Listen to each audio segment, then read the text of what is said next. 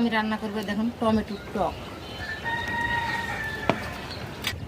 আমি তেলের উপর দিয়ে একবারে রান্না করবো, অনেকে ঢেলে তেল দেয়। তেল গরম হয়ে গেছে, এখন দেখেন রসুন কুচি দিয়ে দিলাম। রসুন দিয়ে করা লাগে, পেঁয়াজ দেওয়া লাগে না এটাতে। কয়েকটা কাঁচামরিচ দিলাম, আর এই তো শুকনা মরিচ ভাঙে রেখে, শুকনা মরিচ একটা সেন্ট আছে সেন্ট।